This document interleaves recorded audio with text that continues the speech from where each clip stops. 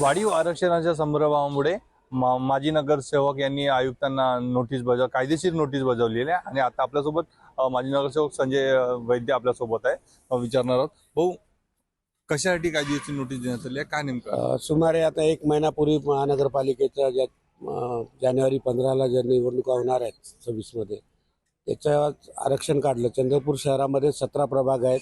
17 प्रभागामध्ये 66 नगरसेवक आहेत, म्हणजे नगरसेवकांची संख्या 66 आहे, 17 प्रभाग आहे.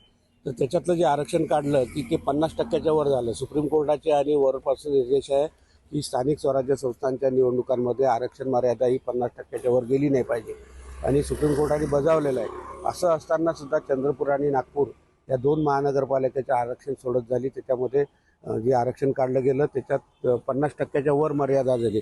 जो या आरक्षणामध्ये ST प्रवर्गाच्या 5 जागा आहेत, SC प्रवर्गाच्या 13 जागा आहे आणि OBCच्या 17, अशा सगळ्या एकूण मिळवल्या, म्हणजे स्त्री पुरुष सगळेच आले त्याच्यात. अशा पूर्ण एकूण जागा 35 होतात आणि 66 नगरसेवक आहेत. त्यामुळे 2 ते 3 जागा म्हणजे 53%च्या 53 समथिंग इतकी ती जागा वाढते, म्हणजे 50%ची मर्यादा ओलांडते.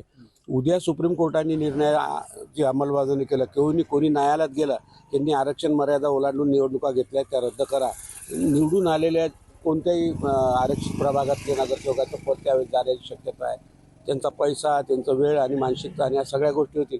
म्हणून मी काल निवडणूक अधिकारी तथा आयुक्त महानगरपालिका यांना ॲडव्होकेट वैशाली टोंगे यांच्या मार्फत कायदेशीर नोटीस दिली की नेमकं काय, उद्या जर सुप्रीम कोर्टाने निर्णयात एक रद्द करा म्हटलं, याच्यातलं आरक्षण कमी करा आणि काहीच निवडून आलेल्या प्रभागातले जर नगरसेवक रद्द करा म्हटलं तर काय होईल, मग याला जबाबदार कोण, याची विचारणा मी कायदेशीर नोटीस देऊन आयुक्तांना विचारलं.